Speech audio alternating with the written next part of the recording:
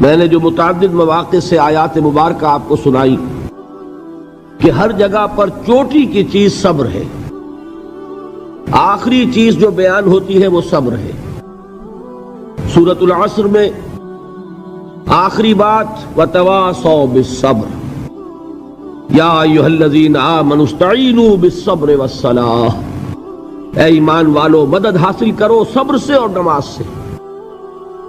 ان اللہ مع الصابرین، اللہ تعالیٰ صبر کرنے والوں کے ساتھ ہے۔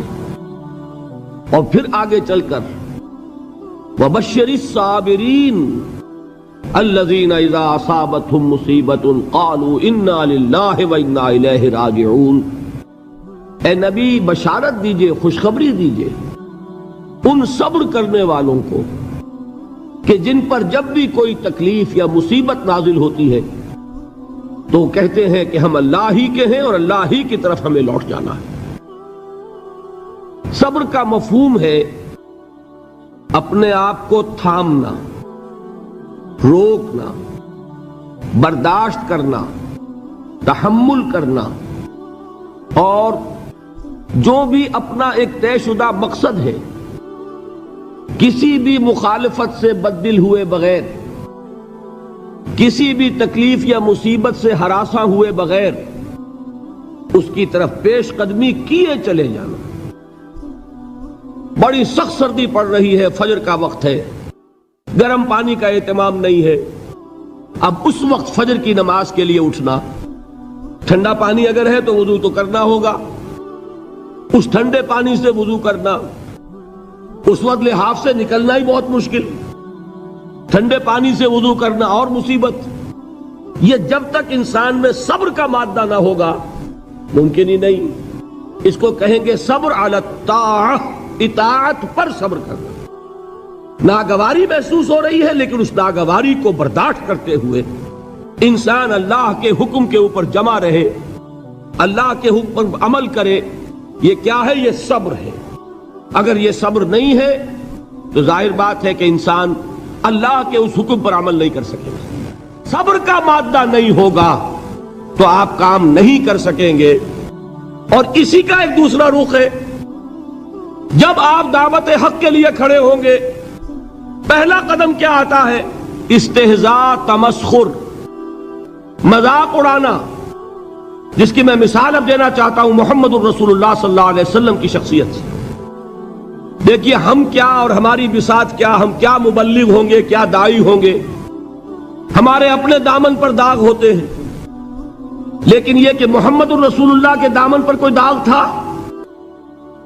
ان کو تو سارے مکے والے الصادق الامین کہتے تھے، نہایت محبوب شخصیت تھے، ان کے لیے تو جا صادق جا الامین یہ الفاظ سننے میں آتے تھے، آنکھوں کا تارا۔ لیکن جب آپ نے دعوت اب شروع کی، اب قرآن مجید میں دیکھیے کسی نے کہا مجنون ہو گئے، دماغ خراب ہو گیا، پاگل ہو گئے، اجی شاعر ہیں، کچھ شعر جوڑ لیتے ہیں ہم پر دھوس جماتے ہیں۔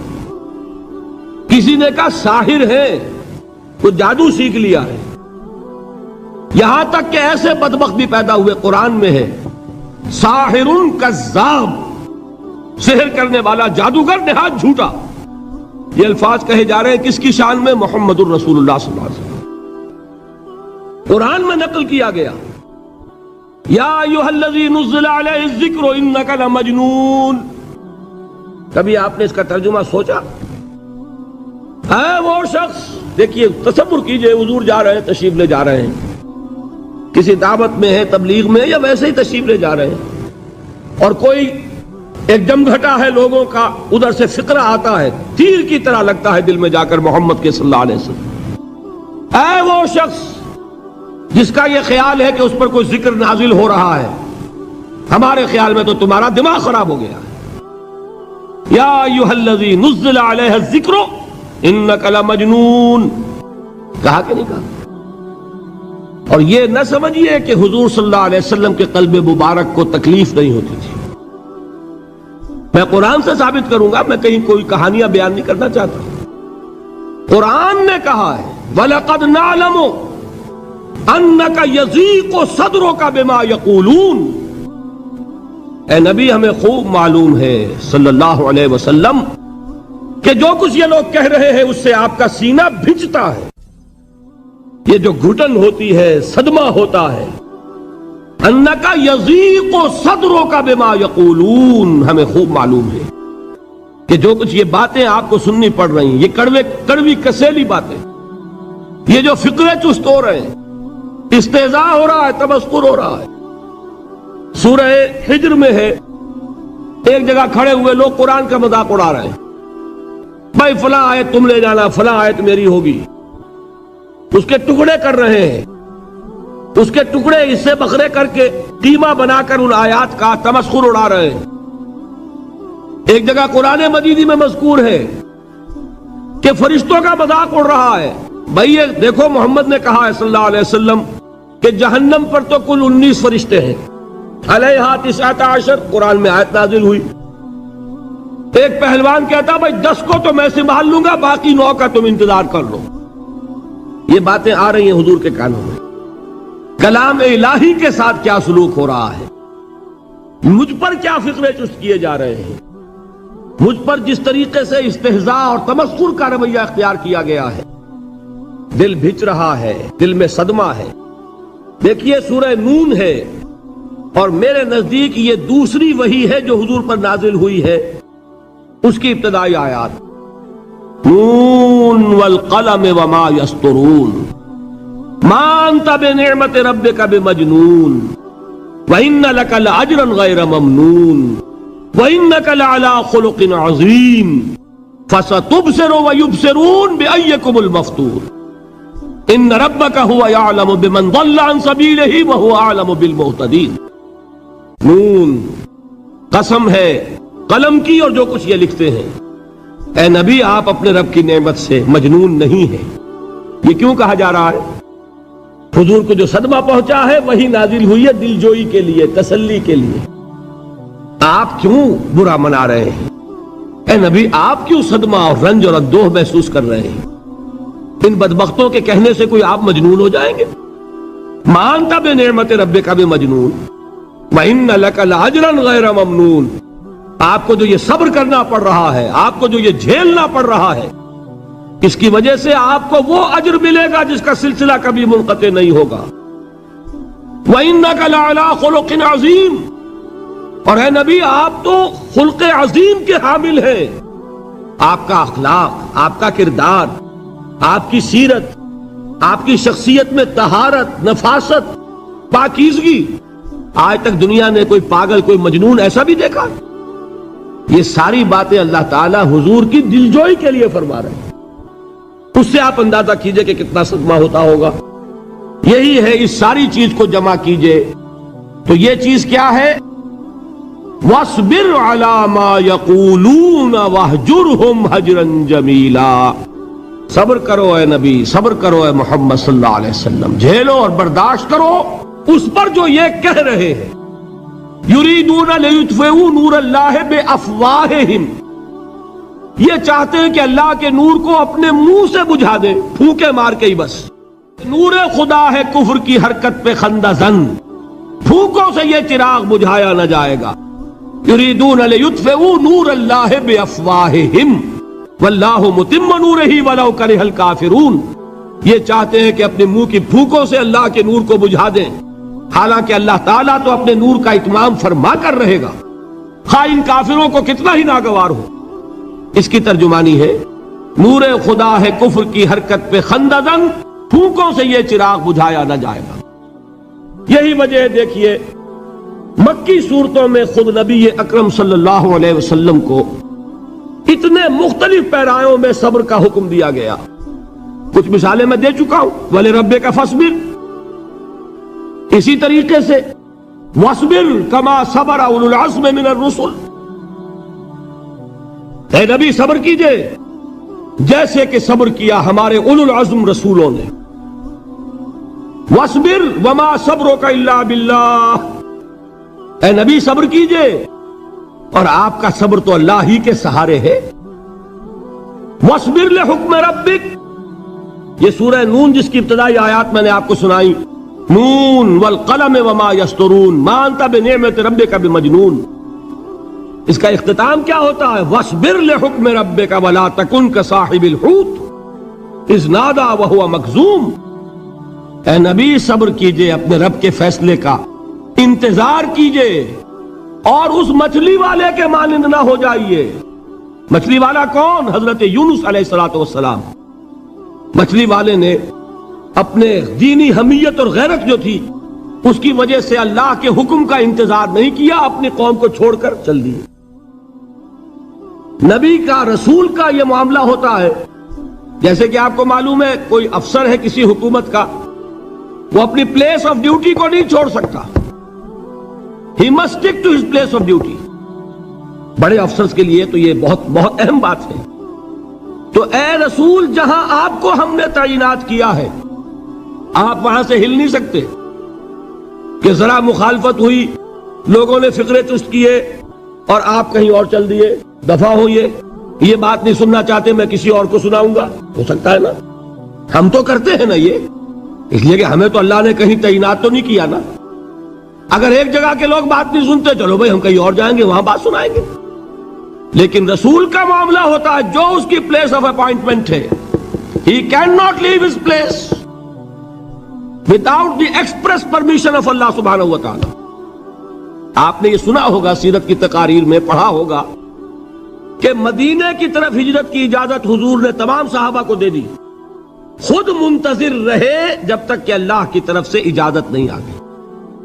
حضرت ابوبکر پوچھتے رہتے تھے حضور اجازت آ گئی کہ نہیں؟ نہیں ابھی نہیں آئی۔ حضور اذن آ گیا؟ نہیں آیا، ابھی نہیں آیا۔ حبشہ کی طرف سب کو بھیج دیا، اجازت دے دی جو جانا چاہے چلا جائے۔ حضور کی صاحبزادی جو حضرت عثمان کے نکاح میں تھی وہ بھی ہجرت کر رہی ہے، لیکن حضور تو نہیں گئے۔ رسول نہیں چھوڑ سکتا اپنی جگہ کو، یہاں تک کہ تمام تقریباً صحابہ چلے گئے، حضور رہ گئے، حضرت ابوبکر رہ گئے، حضرت علی رہ گئے، اور حضرت ابوبکر پوچھ رہے ہیں بار بار اجازت آئی یا نہیں؟ نہیں ابھی نہیں آئی۔ حضرت عائشہ نے واقعہ بیان کیا کہ ایک روز اچانک دوپہر کے وقت ہم نے دیکھا کہ حضور نے اپنے پورے جسم کو ڈھانپا ہوا ہے، چہرے کو بھی کپڑے میں ڈھانکا ہوا ہے اور تشریف لا رہے ہیں۔ یہ اس میں تعجب کی بات یہ کہ عرب میں آج بھی آپ کو معلوم ہے کہ یہ چیز جو ہے ان کی روایات کے خلاف ہے کہ دوپہر کے وقت کوئی کسی سے ملنے جائے۔ یہ وقت جو ہے قیلولے کا ہے، آرام کا ہے۔ تو این ٹھیک دوپہر کے وقت تشریف لائے حضور، آپ نے آ کے حضرت ابوبکر سے فرمایا کہ اجازت آ گئی ہے۔ حضرت ابوبکر نے بہت خوش ہو کر ایک بات کہی، حضور میں نے 2 اونٹنیاں تیار کی ہوئی ہیں۔ یعنی اب آپ وہ تو سوچتے تھے نا شاباش ملے گی کہ میں نے تیاری کی ہوئی ہے، میں نے 2 اونٹنیوں کو خوب کھلا پلا کے فربا کیا ہوا ہے، بڑی توانا ہے تاکہ ہم تیزی کے ساتھ سفر کر سکیں۔ حضور نے توقف کیا، فرمایا ہاں ٹھیک ہے، 1 اونٹنی میں استعمال کروں گا لیکن میں اس کی قیمت ادا کروں گا۔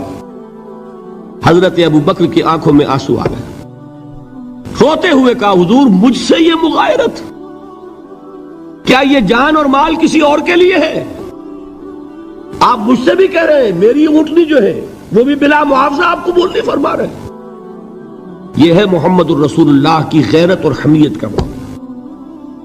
اب دیکھیے ایک بات عجیب ہے، یہ ربط اپنے ذہن میں رکھیے، اللہ تو صبر کی تلقین کر رہا ہے اپنے رسول کو، اور رسول یہی تلقین کر رہے ہیں اپنے صحابہ کو، صبر کرو، جھیلو، برداشت کرو، ہاتھ مت اٹھانا، کوئی جوابی کارروائی نہیں ہوگی، بلکہ اپنے اوپر جھیلو جو کچھ جھیلنا ہے، ڈٹے رہو، پیچھے مت ہٹنا، یہ صبر ہے، لیکن ہاتھ اٹھانے کی اجازت نہیں۔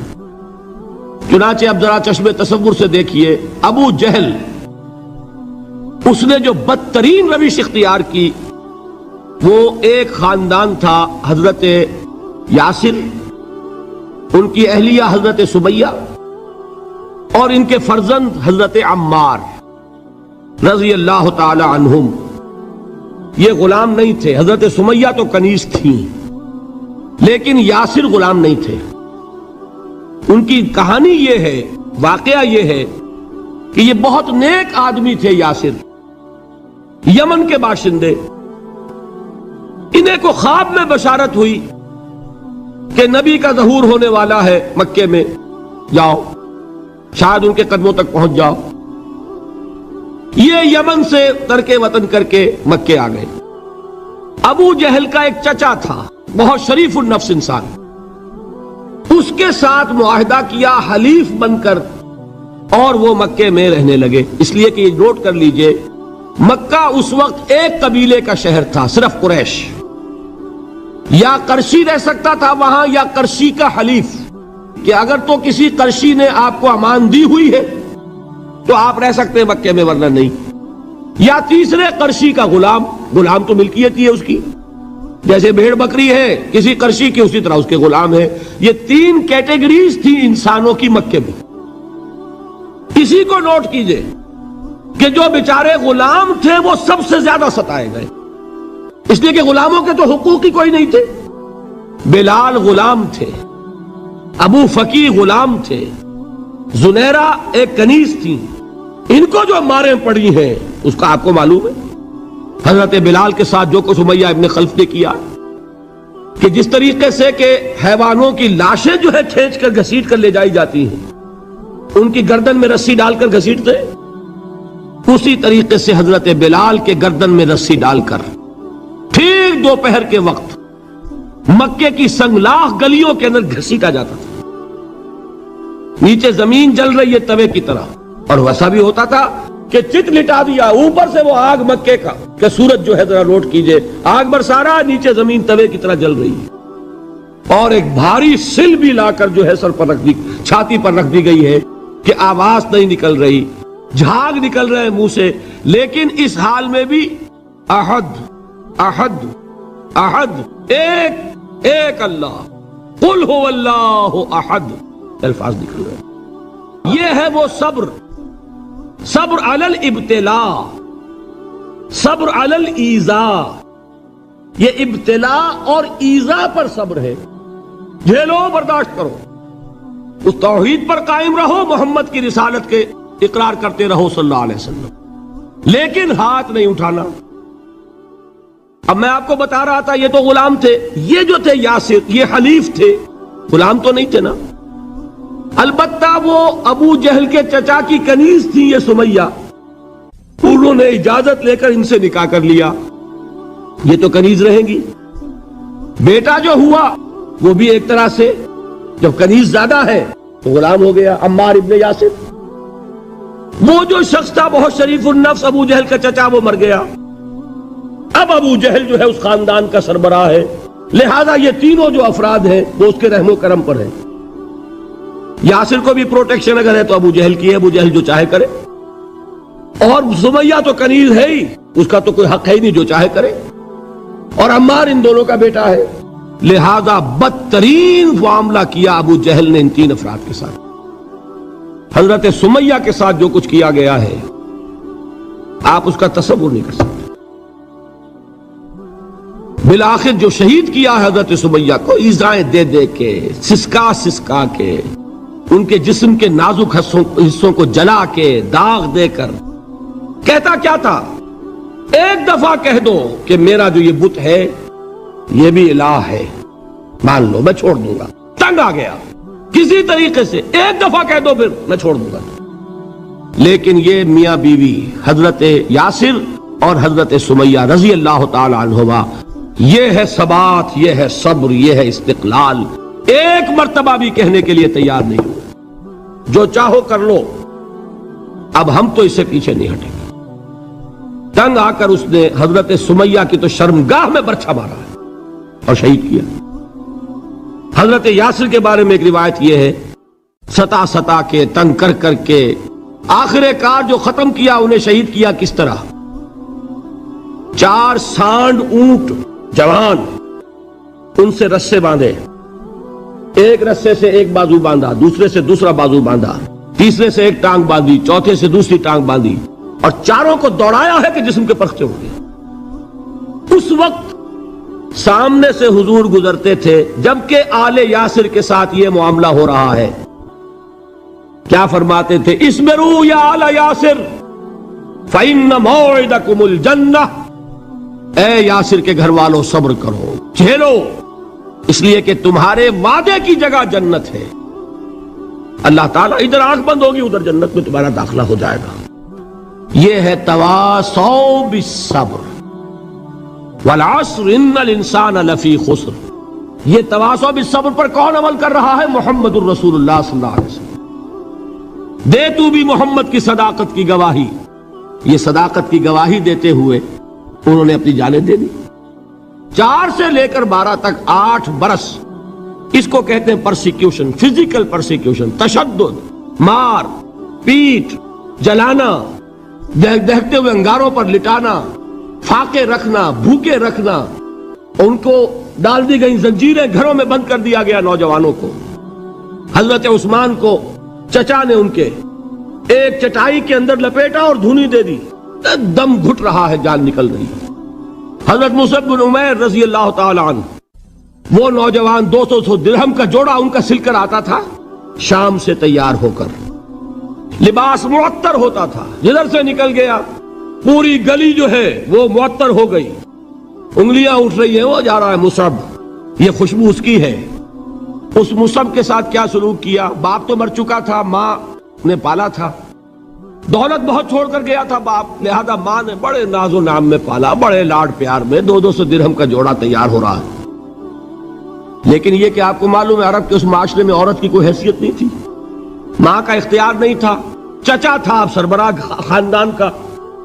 چچا نے کہا مصعب اگر تم نے اپنے باپ کا دین چھوڑ دیا ہے تو باپ کی دولت پر بھی تمہارا کوئی حق نہیں ہے، نکل جاؤ گھر سے۔ اس نے یہ سوچا تھا کہ مصعب کے ہوش ٹھکانے آ جائیں گے، دن میں تارے نظر آ جائیں گے، ناز و نام میں پلا ہوا گھر سے نکل کے جائے گا کہاں، یہ سارا نشہ جو ہے توحید کا یہ حیران ہو جائے گا۔ حضرت مصعب کا جواب بالکل برعکس تھا، اچھا ٹھیک ہے چچا جان میں گھر چھوڑتا ہوں۔ وہی بات جو کبھی کہی تھی ابراہیم نے، باپ نے کیا کہا تھا؟ واجرنی ملیہ، جاؤ چلے جاؤ، دفع ہو جاؤ میری نگاہوں سے۔ حضرت ابراہیم نے کیا جواب دیا تھا؟ سلام علیک ساستغفر لک ربی انہ کان بی حفیہ۔ اچھا ابا جان آپ کا حکم یہی ہے تو میں چلتا ہوں، آپ پر سلامتی ہو، میرا رب مجھ پر بڑا مہربان ہے، میں اس سے آپ کے لیے استغفار کروں گا۔ چل دیے۔ یہی جو ہے حضرت ابراہیمی کی نسل ہے نا قریش۔ آج ابراہیم کے ایک بیٹے کے ساتھ وہی معاملہ ہو رہا ہے، مصعب کے ساتھ، اور مصعب چلنے کے لیے تیار ہو گئے۔ چچا نے سوچا، میں سمجھتا تھا کہ ہوش ٹھکانے آ جائیں گے، یہ تو تیار ہو گیا نکلنے کے لیے۔ غصے میں آ کے اگلی بات کہی، یہ کپڑے جو پہنے ہوئے تم نے یہ بھی اسی مشرک باپ کی کمائی کے ہیں، اتارو ان کو۔ وہی کپڑے اتارے، مادر زاد برہنہ گھر سے نکالے گئے۔ ماں کے پاس پہنچے، ماں نے آنکھوں پر ہاتھ رکھے، مصعب کیا ہوا؟ ماں سے کہتے ہیں کہ ماں میں موحد ہو گیا، اور وہاں سے گئے پھر حضور کی خدمت میں، کپڑے کہیں سے مانگے ہوں گے۔ یہ مصعب ہیں 200 درہم کا جوڑا پہننے والے۔ جب حضور پر مدینے کے 12 افراد ایمان لائے تھے، بیعت عقبہ اولیٰ ہوئی، انہوں نے کہا کہ حضور ہمیں کوئی شخص اپنا ایسا شاگرد دیجئے جو ہمیں قرآن پڑھا سکے۔ حضور نے حکم دیا مصعب جاؤ، اب مدینے جاؤ، یثرب جاؤ، یثرب والوں کو قرآن پڑھاؤ، انہیں تبلیغ کرو۔ مصعب گئے ہیں وہاں، 1 سال کی کمائی 75 افراد لا کر حضور کے جھولی میں اگلے سال ڈال دیے کہ حضور یہ میری 1 سال کی کمائی ہے، 72 مرد 3 عورتیں۔ بہرحال وہ مصعب بن عمیر ہے جو غزوہ احد میں شہید ہوئے، اور جب شہید ہوئے تو ان کے جسم پر صرف ایک چادر تھی۔ یہی چیزیں ہیں اصل میں کہ جو ہمارے دلوں کو منور کرنے والی ہیں نور ایمان سے۔ وہ علم بردار تھے غزوہ احد میں، جھنڈا مسلمانوں کا ان کے پاس تھا۔ ایک ہاتھ پر ایک شانے پر وار پڑا، ہاتھ کٹ گیا، دوسرے سے تھاما، دوسرے پہ کٹ گیا، اب دونوں حصوں کے بچے ہوئے ٹکڑوں سے جھنڈے کو تھاما، گرنے نہیں دیا، یہاں تک کہ شہید ہو گئے۔ گرے ہیں تو جھنڈا گرا ہے۔ شکل میں حضور سے بہت مشابہ تھے، خبر اڑ گئی کہ محمد شہید ہو گئے صلی اللہ علیہ وسلم۔ یہ مصعب بن عمیر کا واقعہ ہے۔ جب ان کو اب دفن کرنے کا وقت آیا، اور شہید کے لیے کفن جو ہے اس کا وہی لباس ہوتا ہے جو شہادت کے وقت ہو، حضور کے سامنے ایک پرابلم پیش کیا گیا۔ حضور مصعب کے جسم پر تو ایک چادر تھی، اور وہ چادر بھی اتنی چھوٹی ہے، یعنی 2 گز کی چادر بھی نہیں ہے، اس سے اگر سر ڈھانپتے ہیں مصحف کا تو پیر کھل جاتے ہیں، پیر ڈھانپتے ہیں تو سر کھلتا ہے، کیا کریں؟ حضور نے فرمایا سر ڈھانپ دو چادر سے اور پیروں پر گھاس ڈال دو۔ یہ آخری لباس ہے جو محمد کے اس دیوانے کو اس دنیا سے رخصت ہوتے ہوئے ملا ہے، جس کا 200 درہم کا جوڑا چلتا تھا۔ یہ ہے صبر۔ برداشت کیا کہ نہیں کیا؟ یہ خباب بن الارت پیشے کے لحاظ سے لوہار تھے۔ سوچئے ایک زندہ انسان کو دہتے ہوئے انگاروں پر لٹایا جا رہا ہے، ان انگاروں سے کھال جلی، کمر کی چربی پگھلی، اس پگھلنے والی چربی سے وہ انگارے ٹھنڈے پڑے۔ یہ سب کچھ جھیل رہا ایک شخص۔ سوچنے والوں نے سوچا نہیں ہوگا کیا جرم تھا ان کا، تو بڑا شریف آدمی ہے، بہت اچھا کاریگر ہے، وقت پر کام دیتا ہے، مناسب اجرت لیتا ہے، یہ کیا ہوا؟ یہ کوئی جرم نہیں، جرم صرف ایک ہے، ایک اللہ کو مانتا ہے اور محمد کے دامن سے وابستہ ہے صلی اللہ علیہ وسلم۔ فاستعینوا بالصبر والصلاۃ، مدد حاصل کرو کس سے؟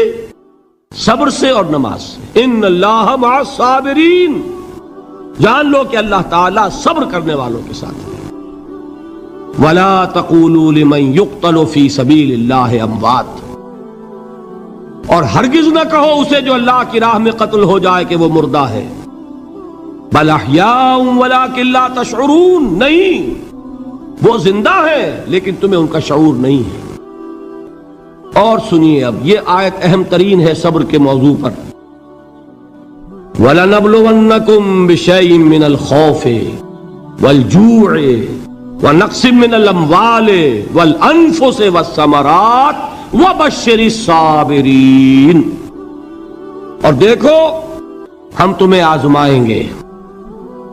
وَلَنَبْلُوَنَّكُمْ، ہم لازماً آزمائیں گے تمہیں، بِشَيْءٍ مِّنَ الْخَوْفِ، خوف کی کیفیت طاری کر کے، والجوع، بھوک، فقر اور فاقہ، ونقص من الاموال، مالی نقصان، والانفس، جانی نقصان، والثمرات، اور ثمرات، پھلوں اور میووں کا نقصان۔ میرے نزدیک یہاں پر ثمرات کا مفہوم ایک اور بھی ہے۔ ایک تو صاف تھا کھجور کی فصل تیار ہے، غزوہ تبوک جانے کا حکم مل گیا، کون اتارے گا؟ اور کھجور وقت پر اتری نہیں، برباد ہو جائے گی۔ یہ ہو رہا ہے نا میووں کا نقصان۔ اور میرے نزدیک یہاں یہ بھی ہے، بسا اوقات بہت سی محنتوں کا نتیجہ انسان دیکھتا ہے کہ ضائع چلا گیا، میں نے 10 سال محنت کی، حاصل کوئی نہیں نکلا۔ یہ ثمرات کیا ہے؟ محنتوں کے ثمرات کا ضیاع۔ کوشش آپ نے کی، قسمت کی خوبی دیکھیے، ٹوٹی کہاں کمن، 2-4 ہاتھ جب کے لبے بام رہ گئے۔ Be prepared. ایک شاعر کے یہ اشعار ہیں، یہ فصل امیدوں کی ہمدم اس بار بھی غارت جائے گی، سب محنت صبحوں شاموں کی اب کے بھی اکارت جائے گی۔ میرے نزدیک یہ ثمرات کا جو لفظ یہاں آیا ہے، وَنَقْصٍ مِّنَ الْأَمْوَالِ وَالْأَنفُسِ وَالثَّمَرَاتِ، سب محنت صبحوں شاموں کی اب کے بھی اکارت جائے گی۔ دھرتی کے کونوں کھدروں میں پھر اپنے لہو کی کھاد بھرو، پھر مٹی سینچو اشکوں سے، پھر اگلی رت کی فکر کرو، پھر اگلی رت کی فکر کرو، جب پھر ایک بار اجڑنا ہے۔ ایک فصل پکی تو بھر پایا، تب تک تو یہی کچھ کرنا ہے۔ ایک مقصد ہے سامنے، انقلاب برپا کرنا ہے۔ ایک کوشش ناکام ہو جائے کوئی پرواہ نہیں، نیکسٹ، پھر تیار رہو ناکامی کے لیے۔ ایسا نہ ہو جو انگریزی میں کہتے ہیں hope for the best but be prepared for the worst. ایسا نہ ہو کہ دوسری مرتبہ ناکام ہو کے بددل ہو جاؤ، تمہاری ہمتیں جواب دے جائیں، نہیں، پہلے سے تیار رہو کہ دوسری مرتبہ بھی ناکامی آئے تو آئے، لیکن جب تک کہ کامیابی حاصل نہیں ہوتی ہمیں یہ کام کیے چلے جانا ہے۔ دیکھیے سیرت میں آیا کہ نہیں یہ واقعہ؟ بدر میں مسلمانوں کو فتح ہوئی تو احد میں زک پہنچی کہ نہیں؟ 70 صحابہ شہید ہوئے کہ نہیں؟ اگر ان کی ہمتیں جواب دے جاتی تو گاڑی کیسے چلتی آگے؟ تو فرمایا وَلَنَبْلُوَنَّكُمْ بِشَيْءٍ مِّنَ الْخَوْفِ وَالْجُوعِ وَنَقْصٍ مِّنَ الْأَمْوَالِ وَالْأَنفُسِ وَالثَّمَرَاتِ، ہم تمہیں لازماً آزمائیں گے خوف کی کیفیت سے، فقر و فاقے کی کیفیت سے، بھوک سے، جان کے نقصان سے، مال کے نقصان سے، محنتوں کے حاصل کے ضائع ہو جانے سے۔ وَبَشِّرِ الصَّابِرِينَ، اور اے نبی بشارت دیجئے صبر کرنے والوں کو۔ الَّذِينَ إِذَا أَصَابَتْهُمْ مُصِيبَةٌ، وہ کہ جب ان پر کوئی تکلیف آئے، کوئی مصیبت آئے، کوئی آزمائش آئے، قَالُوا إِنَّا لِلَّهِ وَإِنَّا إِلَيْهِ رَاجِعُونَ، وہ یہ کہیں کہ ہم اللہ ہی کے ہیں، اللہ ہی کی طرف لوٹ جانا ہے۔ یہ وہی انداز ہے جو میں نے فارسی کا شعر سنایا تھا آپ کو کہ سرے تسلیم خم ہے جو مزاج یار میں آئے۔ وہ ہمارا مولا ہے، ہمارا آقا ہے، اگر اسے یہی منظور ہے تو ہمیں بھی یہی منظور ہے۔ میں نے تسلیم و رضا کی بات کی تھی نا، آپ کو کچھ شعر سنائے تھے، ایک شعر اور سنیے، اور یہ کس کا ہے؟ محمد علی جوہر کا۔ ایک مرتبہ جیل گئے، ان کی ایک بیٹی جوان بیمار ہوئی، فوت ہو گئی، باہر چھوڑا انگریز نے، جاؤ بھائی دفن کر دو بیٹی کو۔ دوسری مرتبہ جیل گئے، دوسری جوان بیٹی اسی مرض میں مبتلا ہوئی، اب یہ جیل میں ہے، خبر پہنچی کہ دوسری بیٹی کے اوپر بھی اسی مرض کا حملہ ہوا ہے۔ ایک نظم لکھی ہے جس کا آخری شعر یہ ہے، تیری صحت ہمیں منظور ہے لیکن اس کو نہیں منظور تو پھر ہم کو بھی منظور نہیں۔ یہ ہے، جب تک یہ کیفیت نہ ہو اس میدان میں آدمی ثابت قدم نہیں رہ سکتا کہ میرے رب کو اگر یہ منظور ہے تو یہی مجھے منظور ہے، اور تیری صحت ہمیں چاہیے تو ضرور، لیکن ہمارے رب کو منظور نہیں تو ہمیں بھی منظور۔ راضی برضائے رب۔ وَبَشِّرِ الصَّابِرِينَ الَّذِينَ إِذَا أَصَابَتْهُمْ مُصِيبَةٌ قَالُوا إِنَّا لِلَّهِ وَإِنَّا إِلَيْهِ رَاجِعُونَ، نہ شود نصیب دشمن کے شود ہلاک تیغت، سر دوستہ سلامت کے تو خنجر آزمائی۔ اولئک علیہم صلوات من ربہم ورحمہ، یہی ہیں وہ لوگ جن پر ان کے رب کی طرف سے عنایتیں ہیں اور رحمتیں ہیں۔ وَأُولَئِكَ هُمُ الْمُهْتَدُونَ، اور یہی ہیں وہ لوگ جو کامیاب ہونے والے ہیں، ہدایت پانے والے، ہدایت یافتہ۔ وَالصَّابِرِينَ فِي الْبَأْسَاءِ وَالضَّرَّاءِ وَحِينَ الْبَأْسِ، اور صبر کرنے والے، اصل نیکی ان کی ہے، جسمانی تکلیفوں میں صبر کرنے والے، فقر اور فاقے میں صبر کرنے والے، اور جنگ کے وقت صبر کرنے والے۔ اولئک الذین صدقوا واولئک هم المتقون، یہ ہیں وہ لوگ جو صبر کرنے والے ہیں، یہ ہیں جو سچے ہیں، جو اپنے دعوے میں نیکی کے اور ایمان کے صادق ہیں، اور یہی وہ لوگ ہیں جو متقی ہیں۔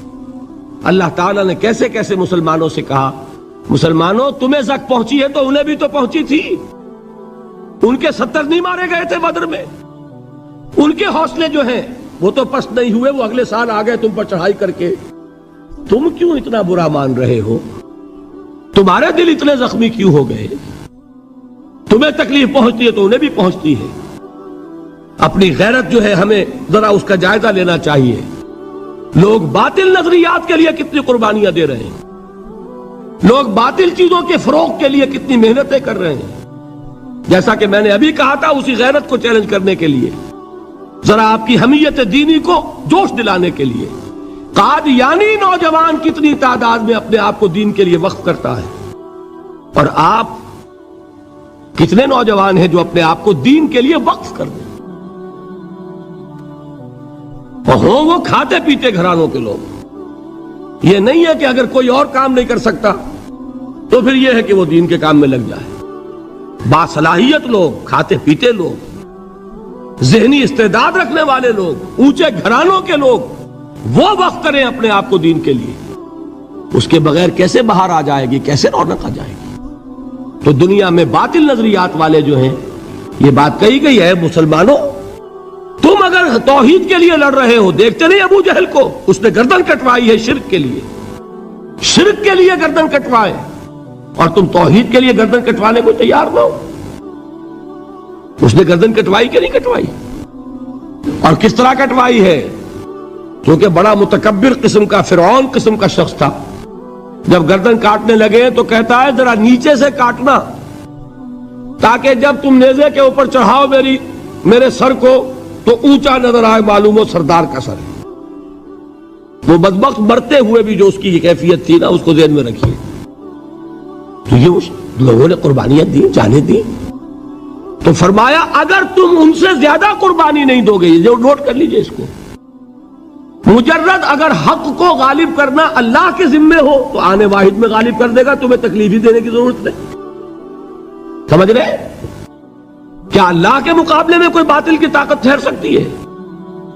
یہ تمہارے ایمان کا امتحان ہے، یہ تمہارے خلوص کی آزمائش ہے، یہ تمہارے امتحان کا ثبوت درکار ہے کہ اللہ تعالیٰ دیکھنا چاہتا ہے تم اس کے لیے اپنی جانیں قربان کرنے کو تیار ہو کہ نہیں، تم اس کے لیے تن من دھن لگانے کو تیار ہو کہ نہیں۔ اور یہ جان لو کہ اگر کفار اور مشرکین اور ملحدین اور باطل نظریات والے وہ جو کچھ قربانیاں اپنے باطل نظریات کے لیے دے رہے ہیں، ان سے زیادہ اگر تم نہیں دو گے تو حق غالب نہیں ہوگا۔ انہوں نے جو صبر کیا ہے اپنے باطل نظریات پر، اگر تم اس سے زیادہ صبر کا ثبوت نہیں دو گے اپنے اس حق پر تو حق غالب نہیں ہوگا۔ اس لیے فرمایا یا ایھا الذین آمنوا اصبروا وصابروا، نہ صرف یہ کہ صبر کرو بلکہ صبر میں اپنے دشمنوں سے آگے نکلو، ان کے صبر سے بڑھ کر صبر کرو۔ ورابطوا، مرابطہ کہتے ہیں چوکس رہنا، ہوشیار، پہرا دو، ایسا نہ ہو کہ دشمن جو ہے غفلت میں تمہارے اوپر کوئی حملہ جو ہے کر بیٹھے۔ واتقوا اللہ، اور اللہ کا تقوی اختیار کرو، لعلکم تفلحون، تاکہ تم فلاح پاؤ۔ یہ ہے حضرات تواصوا بالصبر۔ میں نے عرض کیا تھا ہر جگہ پر آپ کو چوٹی کی بات صبر ملے گا۔ آیت الکرسی، آیت البر جو میں نے آپ کو سنائی آخر میں، والصابرین فی الباساء والضراء وحین الباس، حامیم السجدہ، وما یلقاها الا الذین صبروا وما یلقاها الا ذو حظ عظیم۔